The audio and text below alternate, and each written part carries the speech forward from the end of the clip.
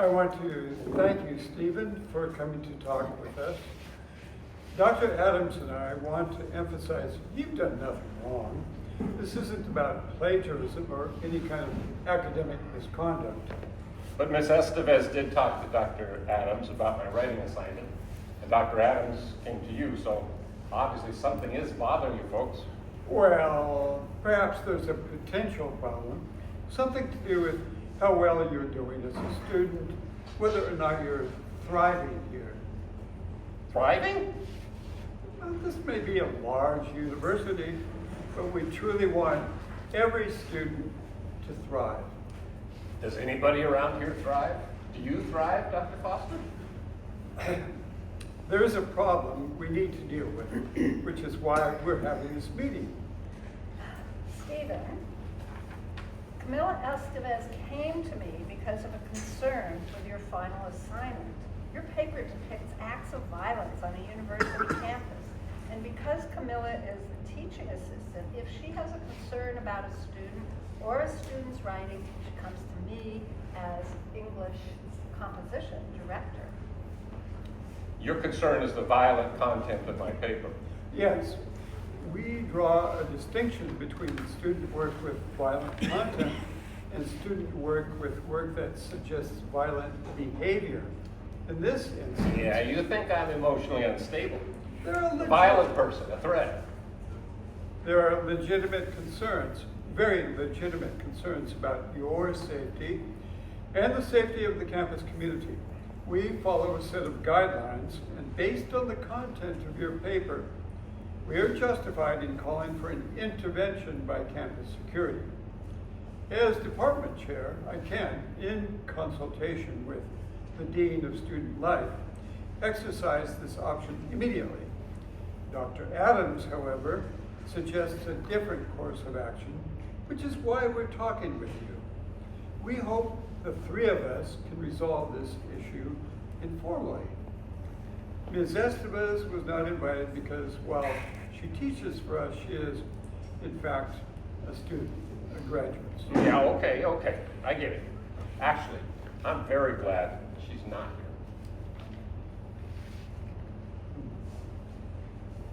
here. Well, And so what did she say about me? Oh, she respects your intellect, Stephen. She likes the way you add new ideas, new perspectives to class discussion. She likes you as a person. No, I like her, and the whole class does. I think we're moving away from the matter at hand. We need to focus on your paper and what it suggests about your emotional health and potential for violent behavior. Stephen, I think what Dr. Foster is suggesting is that it's not unusual for people at any age to feel overwhelmed by... No, I'm not overwhelmed. But people carry secret, unseen wounds, things that have happened to them. I understand what you're talking about. I don't have any big psychological problems. Anyway, I can get psychological counseling anytime I want. It's part of the student health plan I pay for. So you were saying you do not have psychological problems. We have no reason for concern. Now, I don't have psychological problems. The world has big problems, and there's plenty of reason for concern. Don't you have concerns about the world, Dr. Foster? Of course I do. Doesn't it all get to you sometimes, Dr. Foster? Climate change, constant famine, children starving to death every day, brutal wars, moral indifference, people just going through their days essentially ignoring everything around them. Doesn't that concern you, Dr. Foster? And how about you, Dr. Adams? Yeah, but I try not to give in to despair. That just cripples us. Many people share your concerns, Stephen, faculty as well as students, but not everyone submits a paper depicting horrific violence. It was just an English paper, a piece of writing, an assignment I turned in. Yes, we understand that. Yeah, writing's about using your imagination to explore the world. We're encouraged to do that. I have friends in some of the creative writing courses who write stories that are very dark, violent even. And there are famous writers, Joyce Carol Oates, for instance. Her work is full of violence, perversion, everything. You No Joyce Carol Oates? She's one of my favorite contemporary authors. Stephen has done excellent work all through the quarter. I'm not surprised that he's a serious reader. Who else do you read? Ian McEwen, Sherman Alexie, Margaret Atwood, Toni Morrison, and of course, Truman Capote. Stephen, you're certainly right about the importance of the literary imagination. And of course, we want students to feel free to write papers on any topic that interests them. But you are in a first-year composition course, not creative writing. The topic of the assignment was how I envision my future. Also, the assignment was supposed to be 750 words, and you wrote 15 pages? Well, I really got into it. I don't believe the syllabus specifies a maximum length for the assignment. Stephen, you're obviously a very bright young man, very articulate. You understand literature and the creative imagination.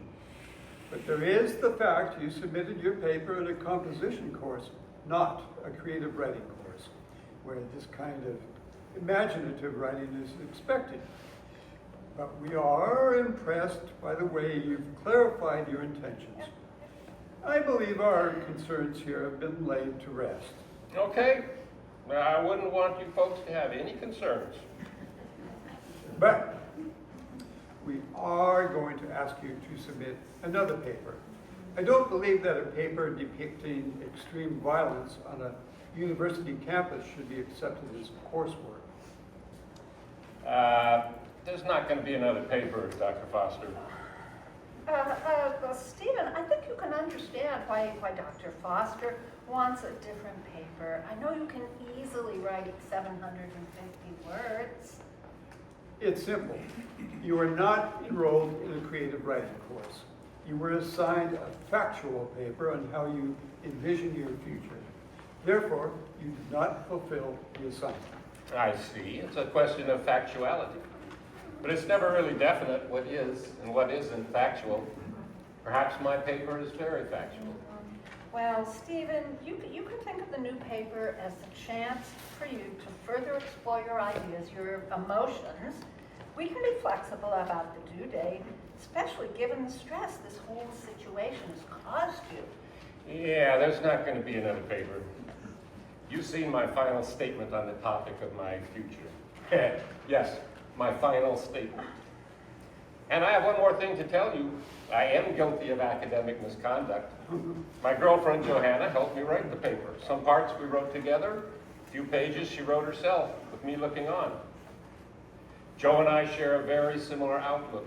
So despite your rules, it just made sense for us to work together on how I envision my future. After all, we envision the same future. Okay, exact same future? Are you and Johanna engaged? That would be a no. We're not that optimistic about the future. I am disappointed learning that you sought assistance writing your paper. You know you're required to complete all assignments independently. This English department responds seriously to all instances of cheating. You were actually fortunate we never officially accepted the paper as an assignment. For that reason, we don't need to take this case to the Board of Student Conduct. Board of Student Conduct? I believe we've moved way beyond the Board of Student Conduct. And what you say, stress this situation has caused me? That's insignificant. Life can get a whole lot more stressful. And by the way, Miss Estevez is a good instructor. None of this is because of her. But what are you saying, Stephen? Stephen? This is Johanna, Oh, co-author of How I Envision My Future. My God. My God. Well, here it is. My future. Johanna's too. And you're the lucky folks who get to share in it. Dr. Foster, you definitely should not have called me into your office. Definitely a mistake. My God. Stephen, don't do anything. Johanna. It's just like I wrote in my paper. Johanna and I have decided to put a little shudder of fear into that giant ball of shit, which is the universe. Wake people up to how things are. Hey, what's that form you have there? Are you going to sign up for an independent studies course? I told the secretary that Dr. Foster said I could come in for a real quick signature on this form in between his appointments. She was very nice and lucky. She didn't ask any questions. Do we need to shoot her? You are insane. Please, don't. Cease and desist. Don't kill anyone. Stephen, Johanna, there's no reason for any of this. No reason. You'll be Sit! You'll be destroying your own lives. No.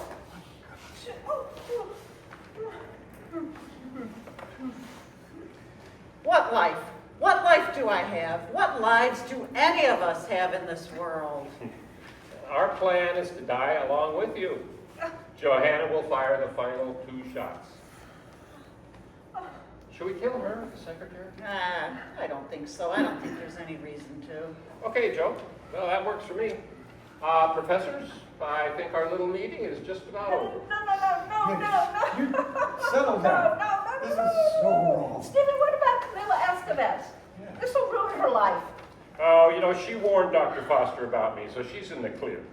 I can write a damn note saying she did nothing wrong. You know better than that. People will blame her. She'll blame herself. She'll carry the guilt forever. Stevie, I think we need to get on with this. Let's do it or forget it. You both have parents, families, people who Oh, love you. shut the fuck up. Hey, we could just kill Foster. Well, that's a halfway measure. You want to die or go to prison because we shot Foster? That's Hardly cruel. seems worth it. None of this is worth it. You two are like an airplane in a tailspin, pointed straight down, but you can just pull up. Think about it. You don't need to crash. Do it for Camilla, if for no other reason. This is just one crazy moment in your lives. It doesn't have to be anything more than that. Joanna, are we just in a tailspin? Can we really pull out? Do we want to pull out? Well, we did kind of talk ourselves into this, and we reached a logical conclusion, and then we just went with it. But I don't know, lots of our friends are feeling the same thing about the world, and they're not doing crazy shit like this. And, maybe it wouldn't be so bad getting up tomorrow, going on with our lives. And maybe we could get our $300 back from the gun shop. And Stephen, think of the writers you admire. They were very clear about the evil in the world, the horrible things humans do to each other. Don't you think they felt the same anger you do? Yeah, suppose they did. And somehow they were able to live with that knowledge as millions of people do every day. They didn't throw their lives away and murder innocent people to make a point or have an article in the newspaper that people forget in a few days. Look, only 4 people in the world know anything about this, and they're all in this room. Carson, what's going on here? Dr. Foster, I'd like to know whether you're thriving today. Remember, everyone is supposed to thrive around here. If you say you're done with ideas about killing people, I'll believe you. Dr. Foster will too. Yes. You should live your lives, or at least try. Make things better. So nothing happens here. It's just the cosmic fart. Carson, what are you agreeing to? Jerry, this would be a good time for you to be quiet. Did you post anything on social media, the two of you? No, but there's a note in my room, and Stephen wrote one too. Okay, that's okay. That's good. Those notes can disappear. If we call this off, Foster will call the police in a second. I won't. I promise. Yeah, do we believe him? That would be a no. Jerry, I say we do this. You need to figure out how not to call campus security. Don't call campus security or anybody. You don't do it today, tomorrow, never, ever. Call it a leap of faith. If they're willing to go on with their lives, we need to let them.